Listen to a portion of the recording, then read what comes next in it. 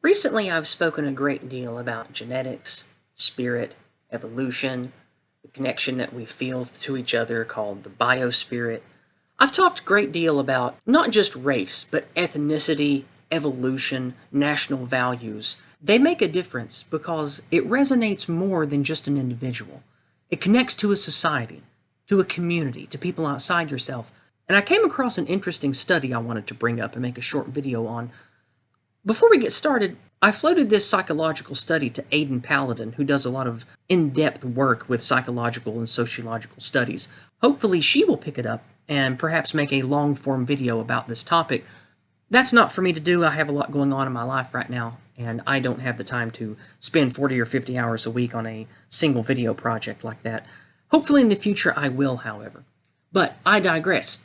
This study from Frontiers in Psychology is called Political Attitude and Fertility. Is there selection for the political extreme? Now, of course, like most psychology and sociology studies, it's long-winded. It goes into lots of stats and numbers. But from what I can tell in the 30 or 40 minutes that I dug through this, it is rather well done. This is not a bunko study. It involves thousands of bits of information from multiple countries over a long period of time, and it plots different countries on political axes based upon generational data. And I find it very interesting because it shows that not necessarily along racial lines, even though like we've discussed in previous videos, you can never take the ethno part out of nationalism. Race is always a primary component. This is actually nationality outside of race. And it tracks different waves by different time periods and how they have gravitated towards different political concepts.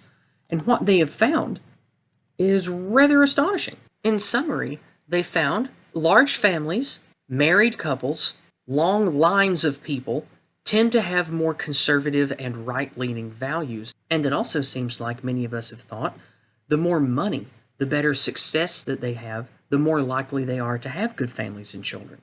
So I just thought this was interesting because it shows that not only racially and not only by race and demographic, but by progeny, there seems to be a cultural phenomenon of polarizing political views, whether left or right, over a traceable number of generations in the last 100 years.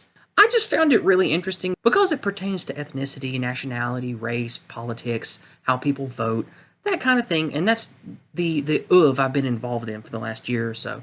I hope that you all enjoy it, and perhaps in the future I will revisit this and make a long-form video about it if Aydin Paladin doesn't want to pick it up and do it.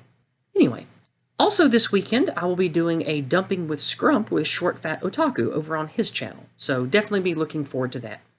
I will be posting the exact when of that video going up on my social media accounts, so if you follow me on Twitter, Gab, Parler, Minds, Telegram, you'll definitely be getting a notification about that. With that being said, I hope you all have a blessed weekend. Remember to go outside, breathe the fresh air, and remember, be the change you want to see. Goodbye and God bless.